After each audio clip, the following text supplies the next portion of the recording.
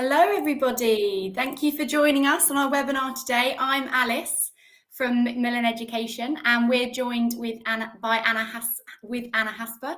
She's a learning and teacher development specialist, so we're really lucky to have her today. She's got an interesting and really useful webinar for us about grammar rules. So she's going to be focusing on the benefits of context-based grammar learning and how to do it in your classroom. So thank you very much for Anna for joining us today. Please say hi in the chat box. Let us know where you're from.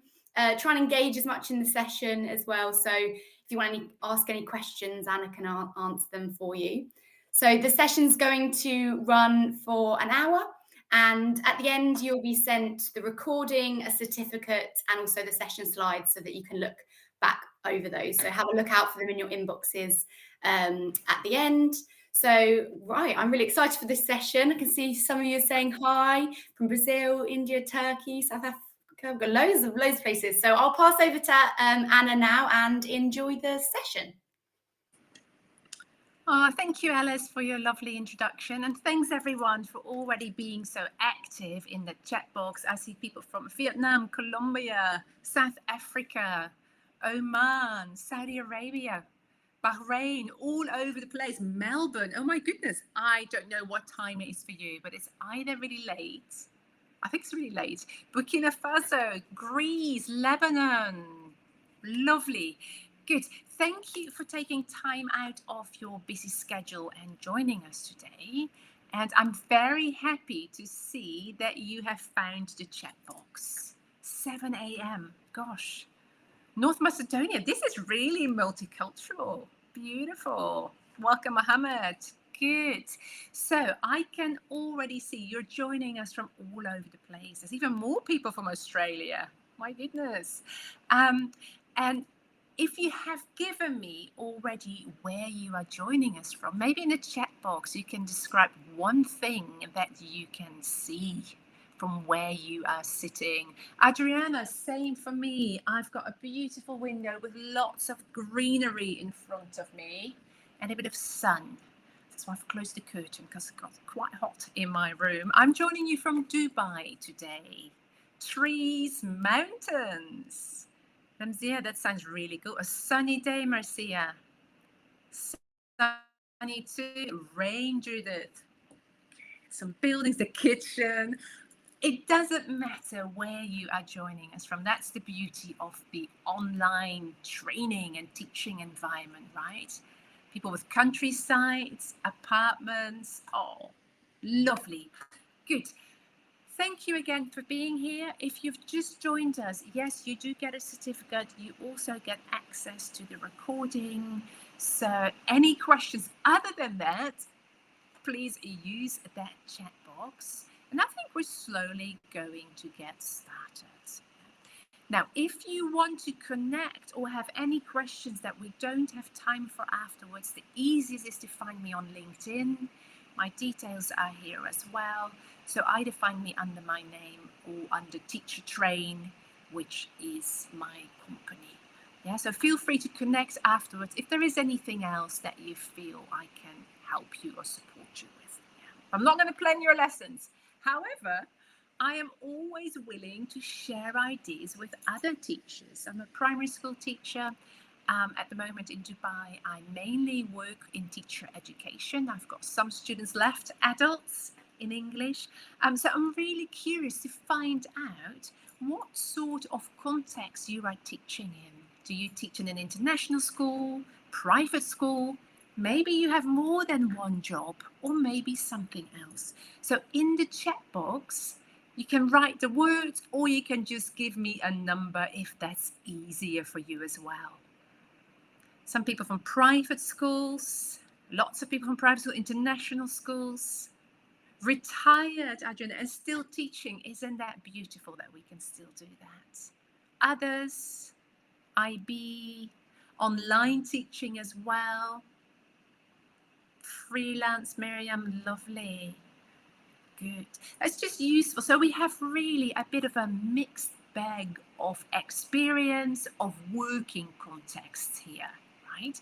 So it doesn't really matter, but I think what we just need to decide is that we take as teachers out of this webinar what works for us, because you know your own context, your students, your teaching environment much better than I do. Yeah, so there might be some things in here that you think that wouldn't work for me, or that you think I already know this, while as other things you might think, this is a good idea. So take away from today's session what you think you can use. And the second question, of course, I just want to know a little bit about your learners. Maybe some of you work in schools where English is the first language. Maybe some of you work with second, third, or additional language speakers, as we call them in Australia and New Zealand. Or maybe you've got a mixture of students in your classroom. Quite a lot of you are saying second or additional language, foreign language, yes. EFL, ESL, a mixture. Spanish language speakers, wow. Good. Good. So again, some of the things I might talk about are not so relevant if you teach first language speakers, because most of this session is focusing on those of us who are teaching second or additional language speakers. And again, take away what is useful for you. Thank you for sharing that in the chat box. I'm always happy to see that I'm not just talking to a screen, that there are people out there. It's not just me in the spare room talking to my screen. Beautiful. So what are we going to do in this session today? We're going to really quickly focus in on what is grammar. I think it's important that we're on the same page before we're going to explore our audience, our learners, and then really start to look at context, how we can use it, how we can create it. Any questions and answers at the end? Hopefully, or inshallah, as they say here, there is time for questions and answers. But in the meanwhile, you've all found the chat box. So if I say something and you're not sure, or you have a question about that, I'll do my best to keep an eye on that chat box. So feel free to ask questions during the session as well. Now, if I don't respond, maybe I feel it's not the right moment to answer that. Maybe I haven't seen it. So keep your questions for later.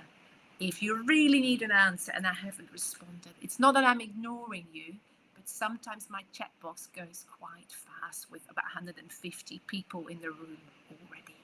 So, good. Are you ready to get started? Give me a plus in the chat box, or a yes if you are ready to get active.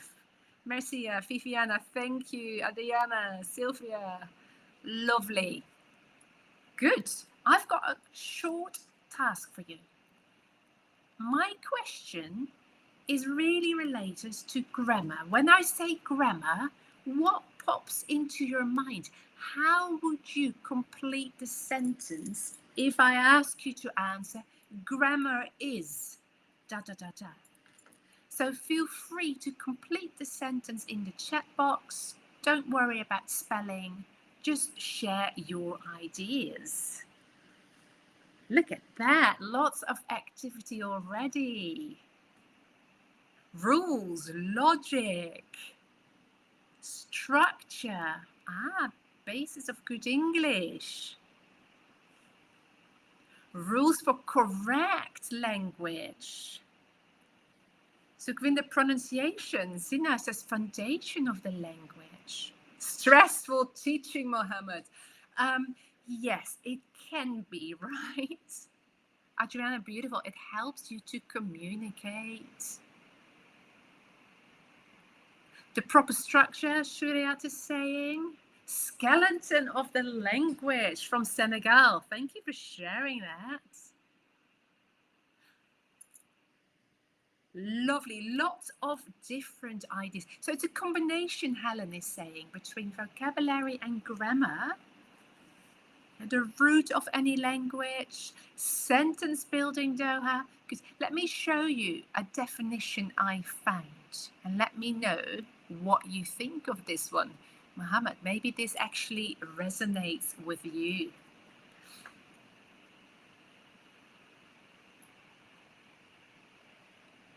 Now, Of course, this is not the definition of grammar, but while I was doing my research, it did make me smile, right? Because sometimes we have rules and we're like, I have no idea why it is like this, but it is like this. And then, of course, there is always an exception. Yeah, so I did think this was quite funny. And I think if I ask some of my adult students about grammar, their aim is to communicate. Grammar is something that's just a side of that, right? So they would probably agree with this one. But let's continue then with a proper definition. Afsana is saying arrange words in a proper way, and some are building sentences. Yes, it's all about the rules of how we combine words, yeah, and form sentences or utterances. We combine these bits and they actually become meaningful things that we say. So yes, it's got to do with rules, it's got to do with building sentences. I think the most important thing for us to remember when we speak about grammar is that it makes the message meaningful. And of course, with our learners, particularly when we're teaching younger learners and teens at the beginning of their English language journey, we want them to put that in the correct or proper way so they can actually use that language for certain functions or purposes, so they get what they need, they get or they achieve what they want. So lovely. I think a lot of similar ideas there. So that is really important for us to be aware of. Now, the second question, you might start to wonder for yourself, okay, so grammar are the building blocks of the language, right? But why do we actually teach it? And before we go into the discussion, why do we teach grammar? I think there is a lot of debate about the fact, do we actually learn grammar when the teacher teaches it explicitly or implicitly, or do we actually acquire that grammar? And I think here is the main difference between your first language speakers of English and your second or additional language speakers. If we have English as a first language, we maybe acquire more of these building blocks of the language, you know, because we hear it around us in our family, in our community. If we are second or maybe additional language speakers, we don't have so much exposure. So we actually need to achieve the same, but we have less time. Therefore, maybe in the classroom, we try to focus more on that grammar. Now, why do we teach it? Feel free to share your ideas in that chat box. Make it meaningful, yes, so they can speak accurately. Muna is saying giving the right meaning. Yes, so they get the building blocks of the language. They can get their message across. Beautiful. To convey that meaning. Yes, Camilla, totally. And also, as Miriam's saying, to learn the language properly, and particularly when students have tests or exams, they probably need that language correctly to succeed in their tests or exams. Omitra, I think you've really hit the nail on the head to be able to express what you want or what you need. Yeah? Because if you ask me, this is what grammar is all about. Have a look. There's two words missing. Answering the question, why do we teach grammar? Grammar is the heart and soul of a language. It's the core, it's the skeleton, beautiful. Yeah? But what is actually the aim of all this that we teach? Pooja, you've got it. Communication. The primary focus of language use is to communicate. Indeed. So that's what it's about. To express your ideas, to communicate with other people. Yeah, to maybe get what you need, to use that language to establish relationships. Yes, because without grammar, maybe that doesn't come across so clearly. Absolutely true. So what do you think the second word is that's missing on this slide?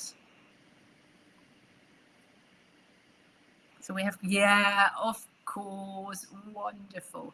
So communication is really what the focus of our language learning should be on. It's not just grammar because it's a rule, it's grammar because it's actually a toolkit for our students to express themselves, to get their message across, and therefore to become functional members of that community in English. So I think that's important to keep in mind. Don't just teach grammar, this is the rule, because this is the rule. That doesn't make any sense. And particularly when we're talking to younger learners, I think there are some challenges there if we just teach grammar for the sake of grammar. I think it's important to highlight that they can do something with that grammar. Yes, so if they do speaking activities or games, interaction, they use that grammar in a much more natural way. Good, so before we go to look at how we teach that to kids, how do you feel about teaching grammar? Can you let me know? Oh, someone's very happy. I love it. I can see people saying. I can see some twos. Not entirely sure. Maybe drives you a little bit crazy at times. I saw a 3 as well, which is absolutely fine. There is no problem. It's just how you feel about teaching grammar. And that sometimes depends on your students, depends on your course book, it depends on your context. A lot of you seem to love teaching grammar. Lina is saying, I love teaching it. Roseanne says, it's amazing. Mohammed, lovely. You've got mixed feelings. 1, 2, and 3. Esther's Nina. Beautiful. Absolutely fine. There is no wrong or right. But I think it's good for ourselves to be aware of that, to reflect. How do I feel? For 2 reasons. Because if we don't feel that we enjoy it, I think we need to be aware of how do I come across when I teach this. If I go to my classroom and we do some grammar and my students are saying, oh, teacher, I hate this. It's so easy to say, I know, I hate it too, but we have to. It's not helping anyone. I think we just need to think about making it a positive experience for our students, right? I know, but it can be fun. So let's do this, and then we'll do a fun practice activity with the language. It comes across, your feeling, your body language. So reflect on maybe what you say and how you act when you teach grammar. But even more so important, I think, is to think about our learners. That's why we're doing what we're doing. How do your learners feel about learning or acquiring grammar? Ida, Lina also has a mixed bunch. Yeah, lovely. I think a lot of you have some students that love it, maybe some that completely dislike it, maybe some so-so students. The apprehensive Gail is saying.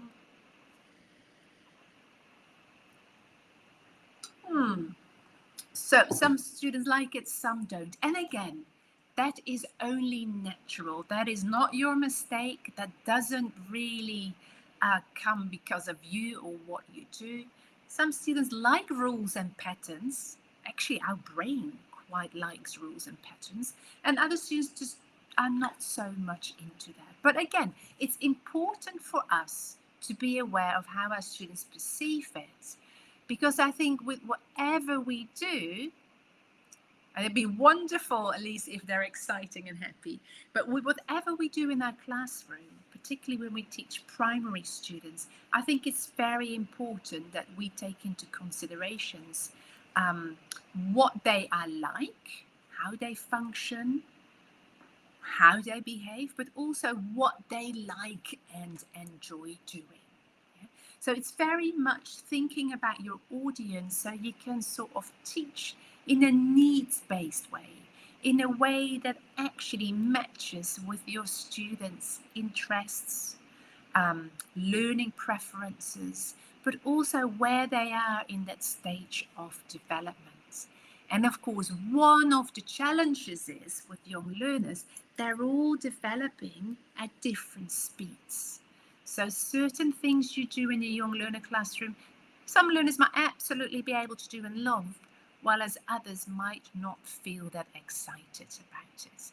And again, that is just particularly in the young learners classroom, very normal that students are more differentiated because they're still developing at rapid speeds, but at different speeds.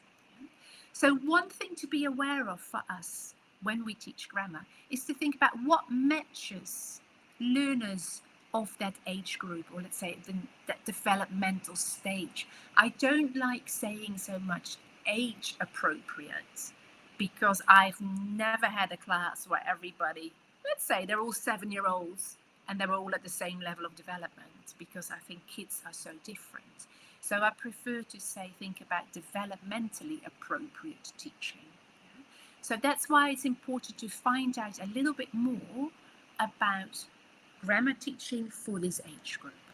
So I'm going to show in a moment 4 different statements.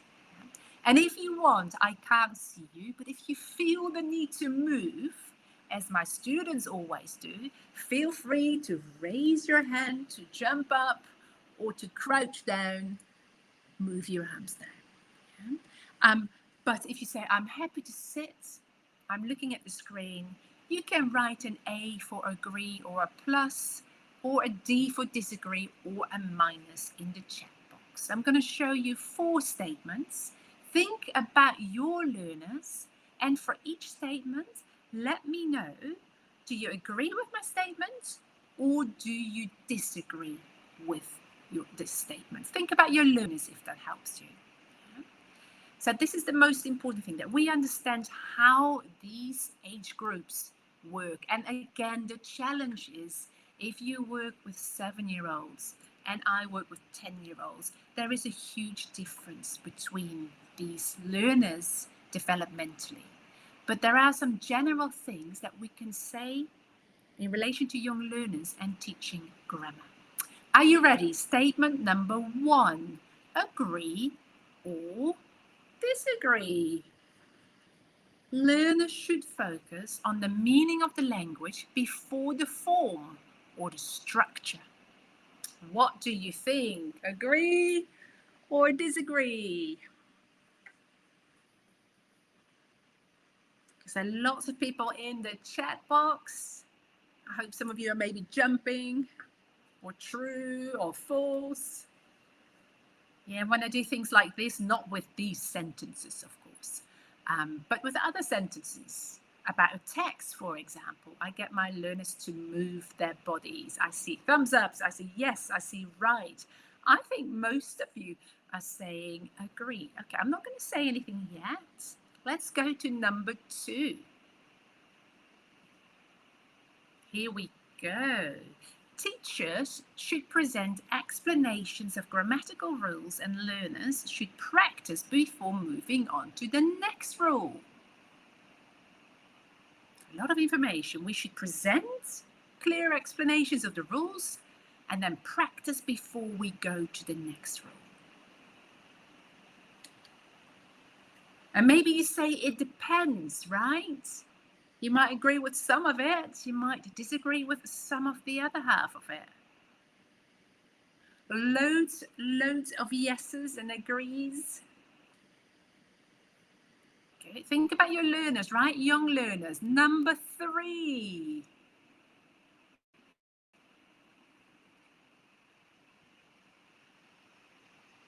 They learn the grammar they are taught.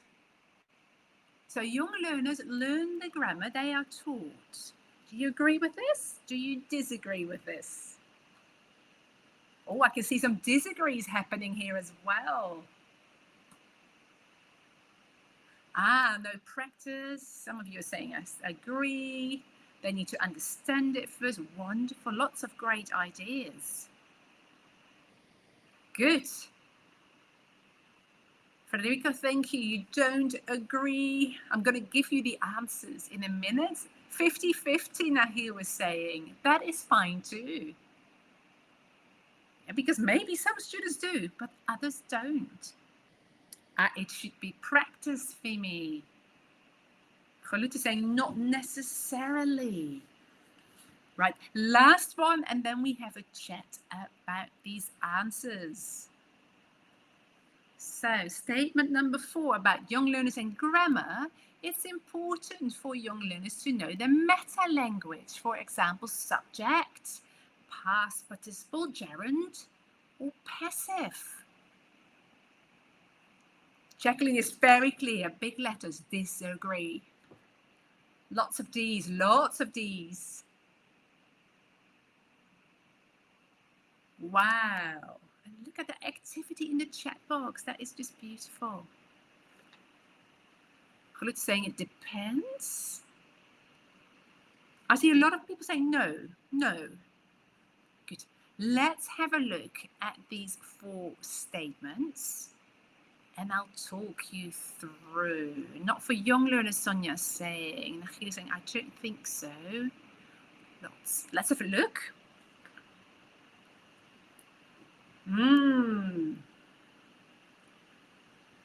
What do you think red means? I don't like red, but it's Macmillan red, so it matches really well. Yeah, so the red means those ones are indeed disagree, false, not true.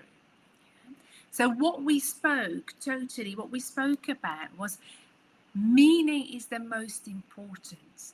When young learners learn a language, let's say our first language, we sort of see what these language chunks or phrases do because we can see the actions happening.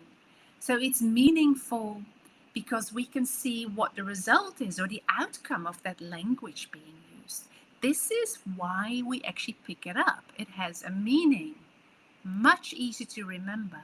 If we just go with our students and we say present perfect, write down, I have eaten a sandwich.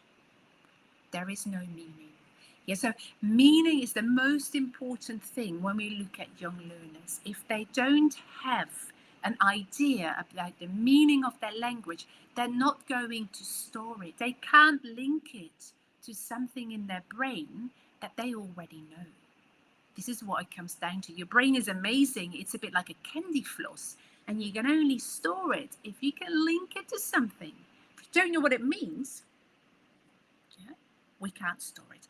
And when we look at this meta language, things like present perfect, past simple, when we look at research, and I think Piaget did a lot of research in the past on this as well, it was more about the doing, and it was less so about the labels we put on this. So if you look at more modern research, because Piaget was a long time ago, but still very valid, his ideas in the young learner classroom, till about the age of 10 or 11, children don't have this abstract thinking. So if you tell them it's past continuous to a 6 or 7-year-old, they might just go, teacher, can I eat it? Because it hasn't got a meaning. It's very abstract. Yeah, that's the same if we teach abstract nouns. They are also more difficult because we can't see. We have to think about how can we act things out. Yeah, well, it's happy, you can teach them. Telephone, we can teach them. So it's very much about things that are very concrete. So number 4 would be, it really depends on your age group. And you can use that label after you have made that language meaningful. So they've seen it, how it's been used. Then you could say, and this is what we call a subject, if you want to. Yeah. Now, let's go back to 3. I'm working my way up.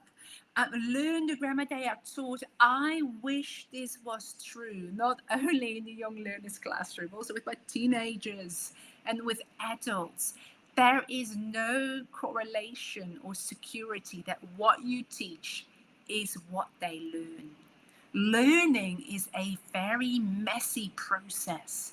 We know how it works, then we add something new, we might forget a little. we use it again incorrectly, then maybe we need to be retaught, and then we use it. Learning is not linear. Yeah, it's very messy. Think about when you learn to drive a car. You have to think of so many different things. You finally know how to use the clutch, and all of a sudden you also need to start looking in your mirrors and indicating. Yeah, so you only focus on that, and then you forget the clutch, and there you go, stand still on the road. So that is a little bit how grammar works as well. Yeah, it's messy. There's no guarantee that they learn what we teach, so we need to do a lot of revision. Yeah. That brings us to point number 2. Yes, we can present the explanations of the rules, but if they don't know the language, meta language we use, little use, if they just get the language and the rule and there is no meaningful context, they can't remember. And learning is very messy. So it doesn't mean that we've taught the rule. We need to practice, totally a lot of practice. Doesn't mean they get it right. And that doesn't mean we cannot move on. Move on to the next rule and make sure you revisit what you have done before. Yeah, so like I said, it's not linear. It's a bit, we drop some balls, we pick them up again, we try again. So it's not so easy in a way, right? When we look at learning grammar in a classroom where it's taught explicitly, because we don't have the exposure so much at home. I'm just going to show you a beautiful quote that I thought was really, really useful for us as teachers to remember.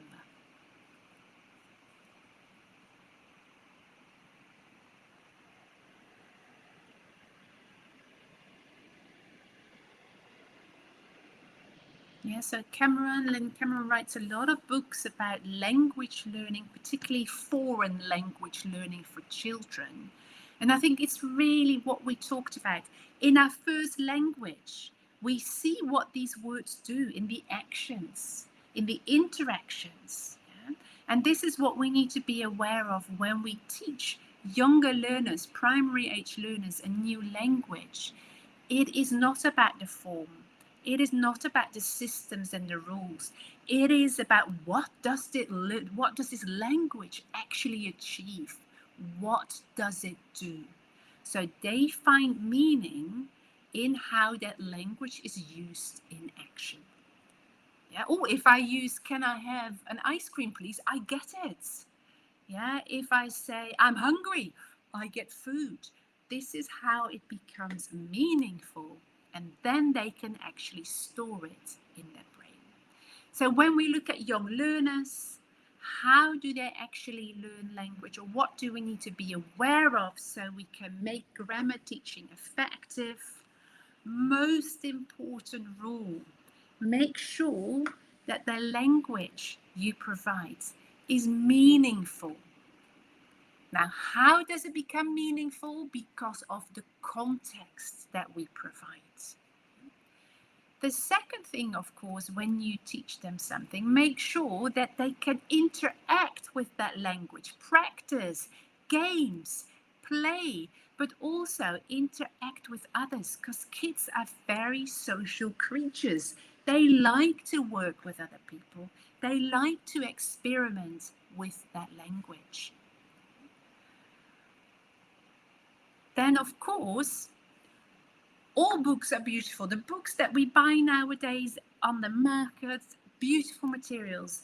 And Macmillan has grammar rules, which I'm going to show you in a minute. A lovely resource. But you need to check, does it match with your learners? How much scaffolding or support do they need from me? And that is your job, because you know your learners best. It doesn't matter what book you use. It's never written for your particular students. So you need to support them. Make things a little bit easier, make it a bit harder, give them some framework or tools so they can succeed. And then, of course, it's really important with young learners, when we teach grammar, that we engage them. Now, they're not motivated because they need to do the exam. Now, they're in your classroom because maybe their parents have sent them there, maybe because they need to go to school and the curriculum demands grammar. So how can we make it engaging? Because that really is the key for learning. That means that actively playing or connecting to that language. Most important part, actually more important than motivation if you look at research. And engaging them, we can often do that by getting them to do stuff, practice activities or games or drawing or related to that language point that we have. Yeah? And there's one more, it's a bit of a misspelled mist. But I think if we don't make it meaningful, we don't provide those opportunities for interaction, no engagement, no doing, and we don't support them, that's a missed opportunity for us to make them love that language and enjoy those grammar lessons. Because grammar can be fun as long as it's developmentally appropriate, right for your learners in your context and your age group. Indeed, Gail, English classes should be fun. Yeah, and I'm not saying entertainment, but they can be engaging, and engagement does so much for that learning in the brain. Yeah, so I always try to think in my grammar lessons, have I missed something? Is it meaningful? Is there interaction? Am I scaffolding? Am I engaging them? Are they doing something? And is it appropriate for my students? Yeah, so that's maybe a little checklist for you when you adapt what you do in your lessons. Because if we don't do that, I don't know if you've seen faces like this in the classroom when we do grammar activities, or maybe writing activities where grammar becomes a bit more important. Yeah. I've seen these faces. I'm pretty sure you have seen them too. Yeah. I think, again, by thinking what is first, meaning, we can actually help students becoming happy in the grammar classroom. Yes, Jacqueline, that face is quite common if we do things that they don't like because they're so expressive. Or you get sleepy faces, as Sonia says. Yeah. So think about meaning comes first. If they don't understand that meaning, why do we use a language? What do we get out of it? They will not learn it. Very important point again. Yeah. Good. So how do we make it meaningful? By using that context. Yeah. And then, of course, what sort of context can we use to give that grammar meaning? I don't know what you normally use for your contexts. Let me know if you have any particular context. Oh, and Lina is saying kids look like that when they write.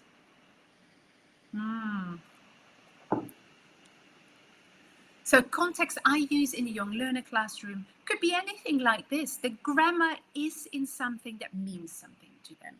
Yeah, it could be a sentence, I've got a phone, realia. It could be a song, an action that I do. I love using pictures, short videos.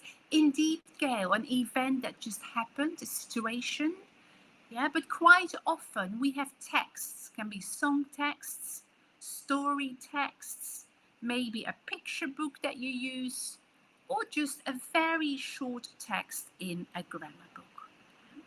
So what I want to show you is how we can actually use these short texts that you find in grammar rules to pull out the grammar in a child-appropriate way or in a developmentally appropriate way. And then, Tosha, you can do lots of games or activities with that language. So I'm going to focus in on texts or short stories they actually are. So let's have a look. This is Grammar Rules page, level 2, and I've just picked this topic on sloths.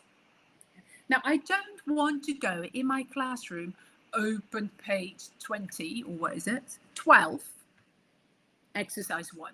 No, that is not engaging them. Remember, we need to engage them. So one way I could engage my students is with a very simple prediction activity. I'm going to show you a picture, but in bits. We're going to read about an animal today. And what animal do you think it is?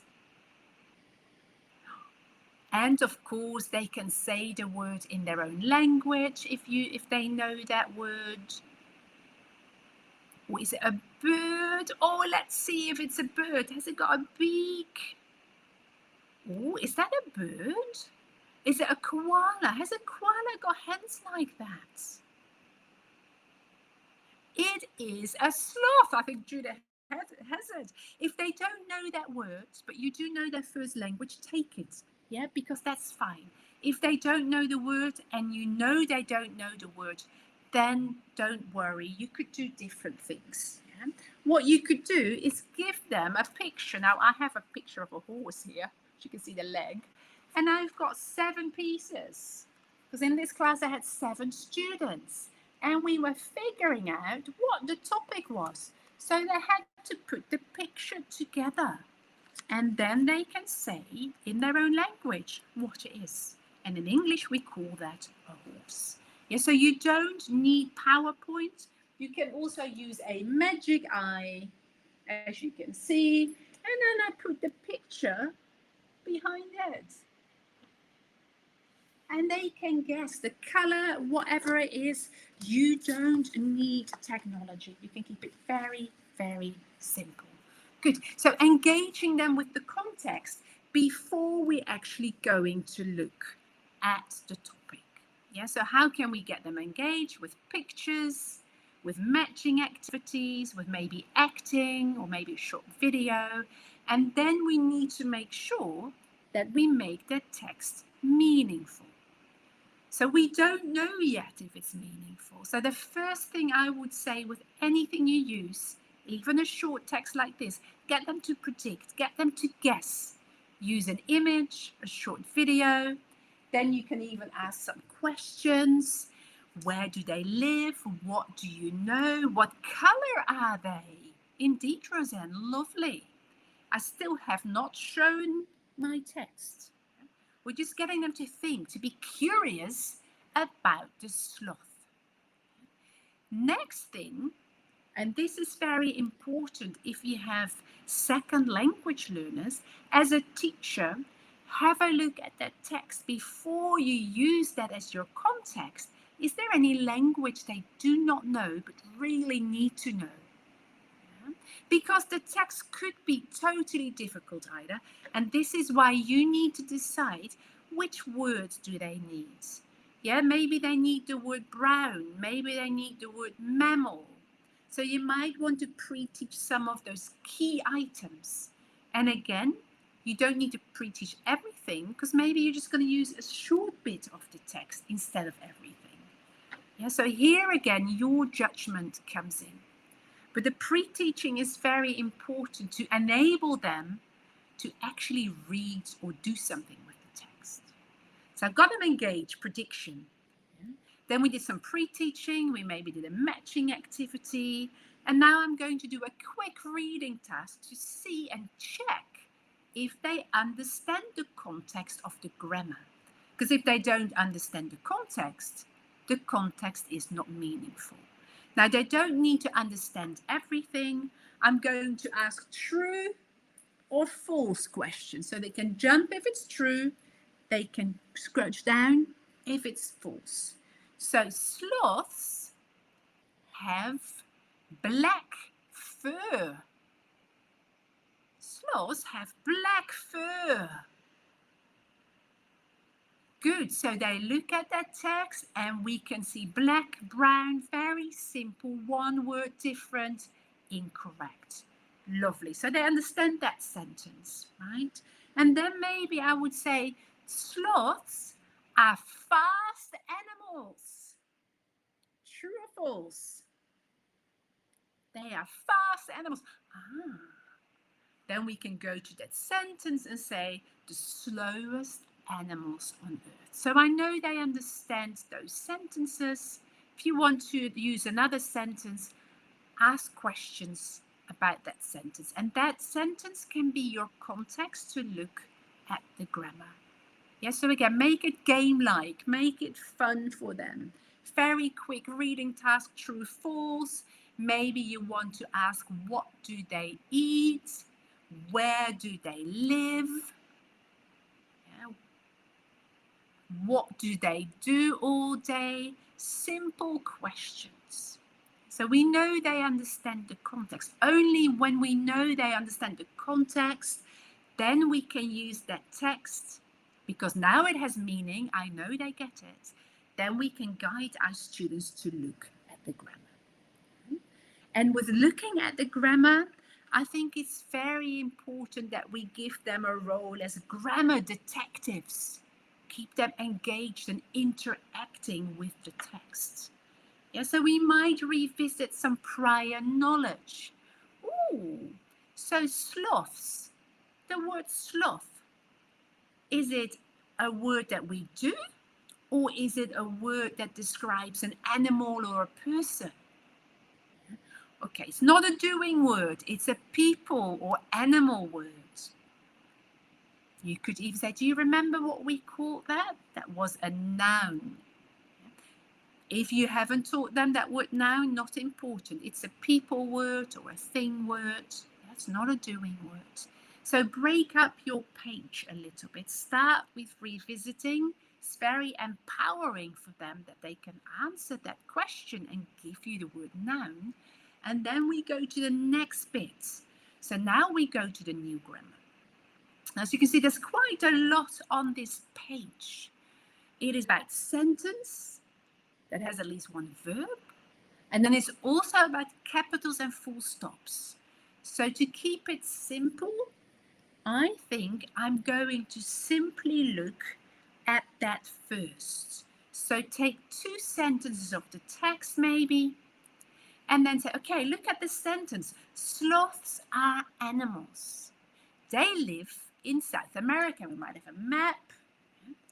What happens at the beginning of the sentence? What happens to the letter?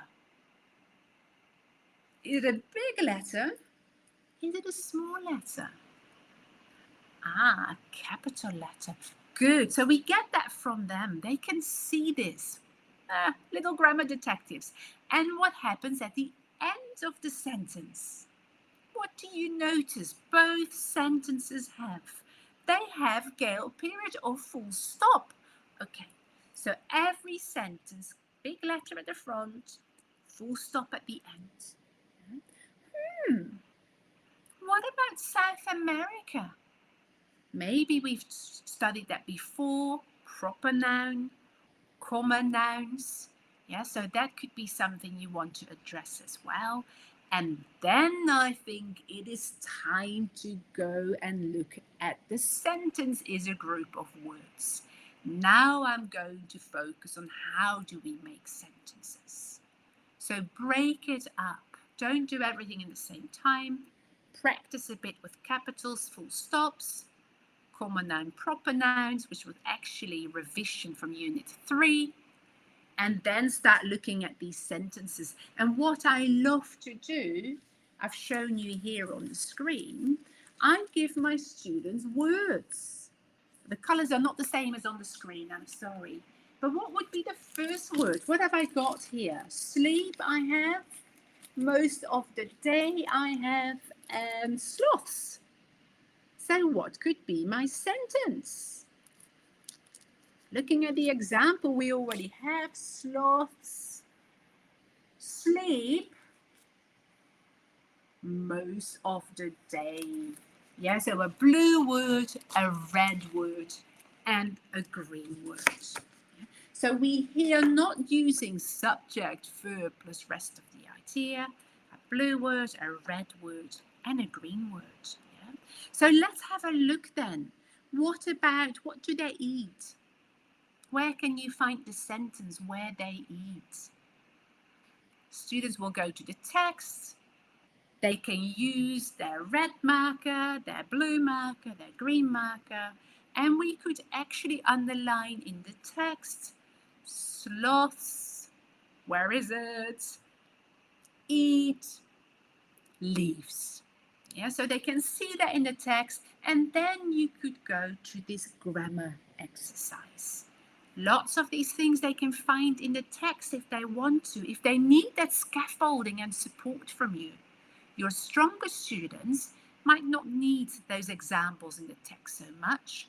They might be able to fill out the gaps themselves. So they're doing, but they're still scaffolded, and you've taught them the order in a very age-appropriate way. Yeah?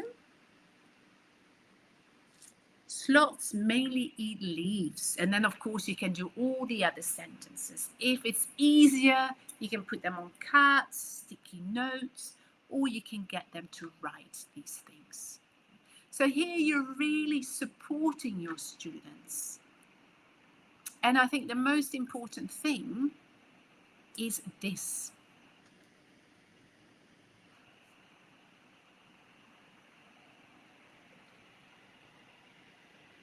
Yeah, so we actually engage them in that topic with prediction. Then we teach some key language of the sentences we're going to use because the text might be challenging for them. Then we go in to check if they understand a quick reading task, and then we guide them without questions to the grammar. It is then in a meaningful context because you know they understood, because they had the true, false, or the what or the where questions right. And again, then we're going to practice with that grammar.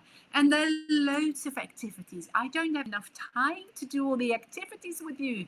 Beep dictations, ordering, jumbled sentences. But our role really is to make that context simple and clear. So maybe don't use the whole text. Then guide them to the grammar you want to teach and give them some practice. Yeah? And like I said before, even if they don't get it correct, that's fine because it's a messy process. We're not going to wait till it's 100% correct. We're going to move on. And in the next lesson, we revisit some older grammar that we've done before and try to reactivate that. So when I look at another text, and I think this is level 3, I've just taken the picture. This is the picture from a reading text. And I might ask my students, okay, so what can you see? Where do you think we can see this? And again, they might say the word dinosaur in their own language. No problem. Yeah? What do you think we're going to read about? Engagement, prediction. Ta-da-da-da. We're going to read about a museum visit. Exactly, Mariam. Beautiful. And as you can see in this short text, it is about the day structure. At 7 a.m. we went here, at 10 the museum opened, at midday we had lunch. Next thing you could do in a reading task is say, okay, check 7 a.m., 10 a.m., 5 p.m. What did they do? So they just find those answers before you start to look at, in this case, past simple. Yeah, we left home. Yeah, the museum opened. So regular, irregular. So again, you don't need to use the whole text, but make it interesting, make it engaging for your students. And that is the most important with young learners. If it's not fun, they're not going to remember. They're not going to do it. And again, we're looking here at nouns, proper nouns, common nouns. If I want to guide my students to something like that, a very simple structure for your lessons could be something like, okay, I want them to pick up on proper nouns, Saturday, December, the city of Hobart, and the name Stephen. Just say the words, get them to underline. And then say, what can you see with these 4 words? What have they got the same? Aha, like South America, they all have got a big first letter, a capital letter. Why is that? And the other words don't. Yeah, because these words are proper nouns. They're the noun that relates to a place or a person or a day in the week. So we can actually get the rules from that. So you're asking questions so students can discover the rules, and you can even put them in pairs to share their discoveries before you explain those rules further. Another way I really like to set the context, I like to bring in real stuff, maybe a bowl of crisps or chippies, whatever you want to call them. And then I could ask my students, what do you know about the history of potato chips? Maybe nothing. And there will probably be one student, smart as in my class, who's going to say, teacher, why is potato with a capital P? Is that wrong? So I am revisiting the rule because of course it's not right. It's a common noun, right? So also I sometimes make mistakes to revisit that grammar. Gail, lovely. And this is what I try to do to get them to think and engage with that language as much as we can, make grammar a natural process. Yeah? And then of course we make some predictions about the history, and then we could read this short text. When was it invented and where? Yeah, and this is really interesting to read. Actually, I enjoyed it. I even learned from these little texts in grammar rules as well. Yeah, in 1850, by somebody who thought the French fries were too thick. Fascinating. So lots of things you can do. Again, the context, I only give them the title, the image, and I give my students 5 words, and in pairs they can talk what they think the story is going to be about. Yeah, so all these words they need to know before you can use them in a prediction task. But my students know them, we predict, and then of course the next thing is we read the text to see if our predictions are true or false. So the main thing is that context can engage them. You can do things with the context. They can interact together or with the text. Yeah? You can get them to actually pull the grammar out of that context in a very scaffolded way. They become grammar detectives. And all this can make your grammar lessons more developmentally appropriate. And really, we're working on the building blocks in a child-friendly way. It makes it meaningful. So that context is not just there for you to read. It is there to show students how we actually use that grammar without saying, this is past simple, this is present perfect. Have the meaning, ask some questions, and then explore how it is being used. That makes grammar learning memorable. Yeah? Only when they see how we use it, it means something to our younger learners. So, very quick summary. I've got 4 rules that I've talked about today, and I don't know if you're happy to fill in my gaps. The first thing we need to do, we need to, with the topic. Yes, Pooja, you are so quick. Engage them with this topic. And then we need to do something with that key vocabulary. We need to, number 2, Maria, provide indeed or present or pre-teach that key vocabulary so they feel enabled to do with the sentences we give them. And then we need to do something else with those sentences, that bit of text. We need to, number 3, check, Valeria, beautiful, check that they understand those sentences. Otherwise, it's still not meaningful. And whatever you do, it's very important that we revisit what we have done before and keep building on it, because learning is a messy process. We forget and then we remember. That is natural. That is how your brain works. So this would be my advice when you use grammar, or when you teach grammar to your younger learners. Really think about a context that is interesting for them, understandable, and they can engage with it. And think about the missed things I spoke about today.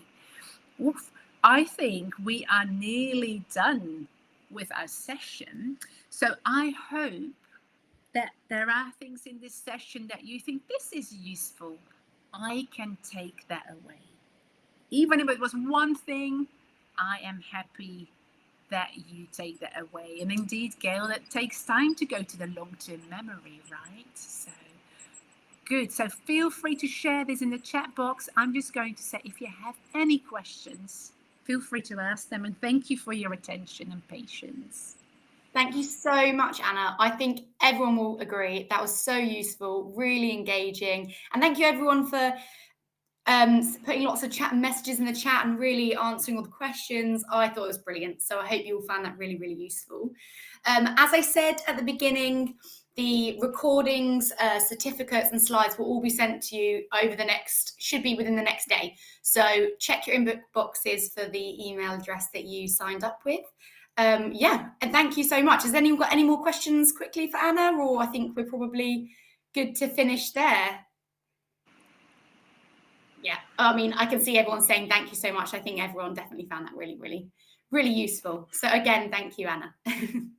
Thank you for having me, and thanks everyone for being here. I really appreciate it. It was fun. Loved it. Great. Well, we'll end the webinar now then, everybody. Thank you so much for joining. Bye. Thanks, everyone.